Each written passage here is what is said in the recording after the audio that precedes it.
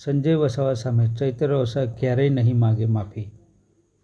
ધારાસભ્ય ચૈતર વસાવાના પત્ની વર્ષાબેન વસાવાએ આજરોજ તારીખ 16 જુલાઈ 2025ના રોજ રાજપીપળા કલેક્ટર કચેરી ખાતે ધારાસભ્ય ચૈતર વસાવાના બે પત્નીઓની આગેવાની હેઠળ સમર્થકો સાથે રેલી યોજી આવેદન પાઠવવામાં આવ્યું હતું.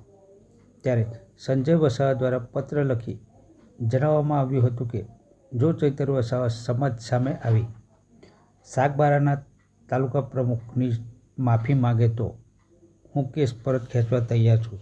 જેના જવાબમાં ધારાસભ્ય ચૈતર વસાવાના ધર્મપત્ની વર્ષાબેન વસાવાએ શું કહ્યું સાંભળો આ વિડીયોના માધ્યમથી.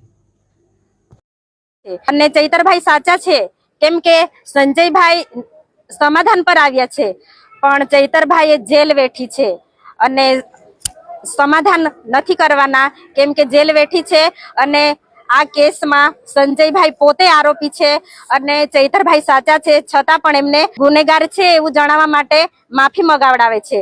પણ અમે સખતમાં સખત વિરોધ કરીએ છીએ. અમે સમાધાન કરવાના નથી. અમને ન્યાય પર ભરોસો છે કે અમારો કેસ હવે હાઈકોર્ટમાં ગયો છે એટલે અમને ન્યાય મળશે. લોકો પાસે કંઈ પુરાવા જ નથી કે ધારાસભ્યએ આવું બિહેવિયર કર્યું છે તો એ લોકો સીસીટીવી ફૂટેજ પણ જાહેર કરે અને કેમ કે આ લોકોને ખબર છે કે એ લોકો પોતે ખોટા છે એટલે ધારાસભ્યને નીચે પાડવા માટે એ લોકો માફી માંગવાનું એક કાવતરું રચ્યું. ના, ચૈતરભાઈ માફી ક્યારેય નહીં માગે કેમ કે ચૈતરભાઈ સાચા છે. લોકો પણ જોઈ છે, અમારી જનતા જોઈ છે કે અમારા ધારાસભ્ય સાચી લડત લડે છે.